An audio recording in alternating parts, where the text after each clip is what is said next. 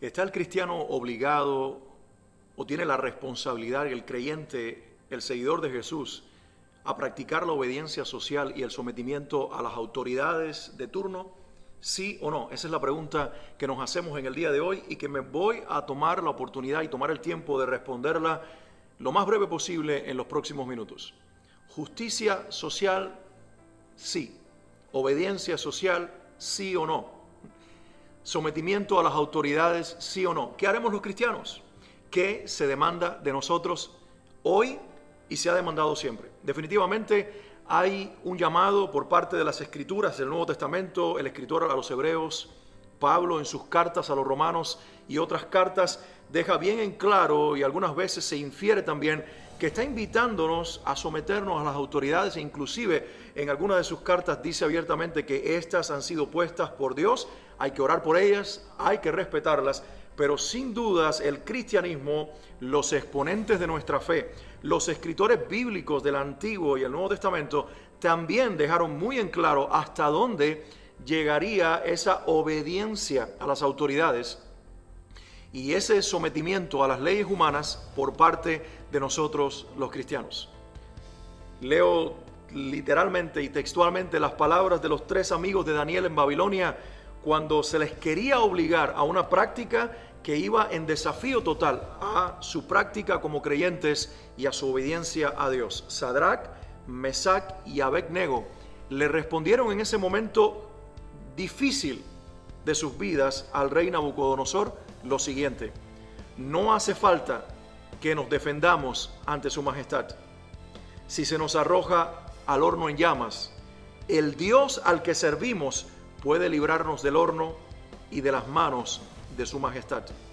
Pero aún, si nuestro Dios no lo hace así, sepa usted que no honraremos a sus dioses ni adoraremos su estatua.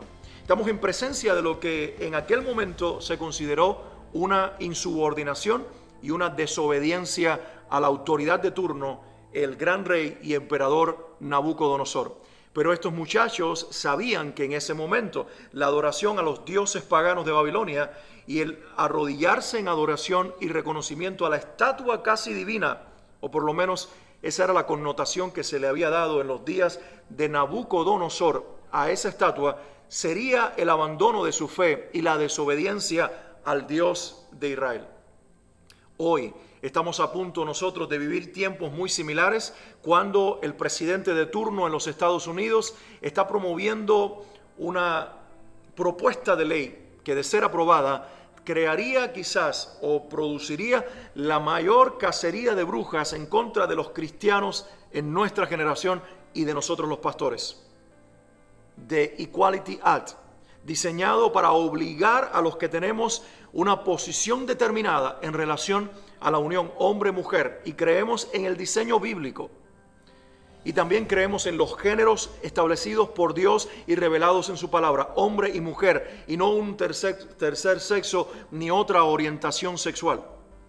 Se quiere obligar a instituciones cristianas, incluyendo iglesias, y a representantes de la fe, como nosotros los pastores, directores de colegios cristianos y de organizaciones cristianas, a que aprobemos, aceptemos y comulguemos con las ideas torcidas de la sociedad moderna.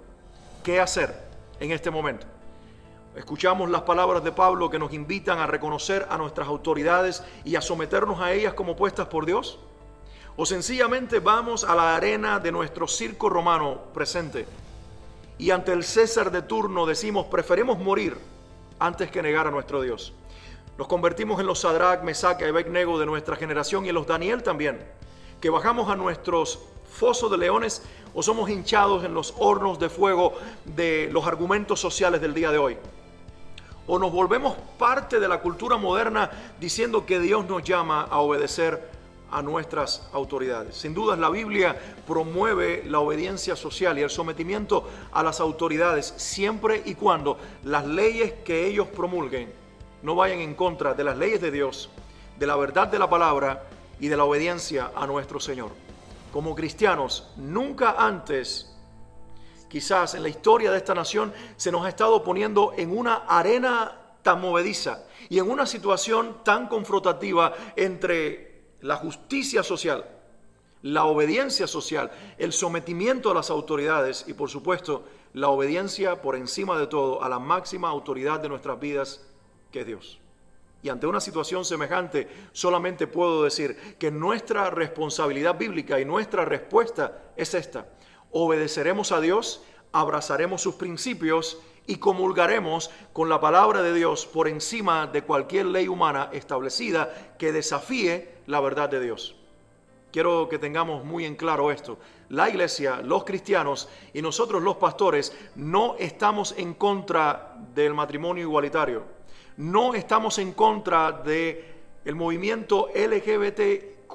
No estamos en contra de aquellos que se autorreconocen como homosexuales o lesbianas, de aquellos que dicen ser hombres en cuerpo de mujer o viceversa. No, nosotros estamos por encima de todo a favor del diseño bíblico, de aquel que creó a un hombre anatómicamente y en todo el sentido de la palabra hombre, y a una mujer, y que el género no se determina por lo que sentimos, sino por lo que somos. Estamos a favor del diseño de Dios para la familia y para el matrimonio, donde un hombre y una mujer entran en la unión del matrimonio. No solamente estamos a favor del matrimonio, sino de la unión legal, constituida legalmente frente a las autoridades penales y civiles y con el respaldo del diseño de Dios. Estamos a favor de la familia constituida por el padre y la madre y los hijos, y no otro diseño. Por lo tanto, nuestra posición no es en contra de lo que la sociedad promueve, sino que la sociedad se ha puesto en contra de lo que Dios diseñó, y en ese momento nosotros tomamos una posición, tomamos partido en el asunto y nos ponemos del lado de Dios. ¿Eso nos convertirá en enemigos del criterio preponderante en la sociedad moderna? Tal vez, pero no claudicaremos ante la verdad de un Dios que no solamente ha sido más que explícito en dejar bien claro en su palabra lo que Él define como verdad para la sexualidad del ser humano, para establecer los géneros humanos, hombre y mujer, para el matrimonio y para la familia, sino también que nos demanda a nosotros amarlo obedeciendo. De nada vale que diga que yo amo a Dios sin obedecerlo. La mayor expresión de amor al Dios en el cual creemos es la obediencia. Y la mayor expresión de amor al prójimo, tal cual Dios nos pide hacerlo, es amarlos de acuerdo a su diseño. No aman más a los homosexuales y a la comunidad LGBTQ, aquellos que le dicen están bien, sino nosotros que los invitamos en amor a regresar al diseño que el Creador les dio, que allí se encuentra su significado en gran medida como seres humanos y también su felicidad como personas sobre este planeta. Así que por un lado dejo bien claro cuál es nuestra posición cristiana: amamos la verdad, amamos a Dios y se lo expresamos en obediencia, y amamos al prójimo dejándole saber que aunque no es de nosotros obligarlos a cambiar, sí es nuestra posición el decirles lo que creemos que Dios diseñó para ellos e invitarlos en amor a que se vuelvan de su posición y de la dureza de sus corazones y abracen el diseño de Dios, que definitivamente les dará significado y felicidad todos los días de su vida.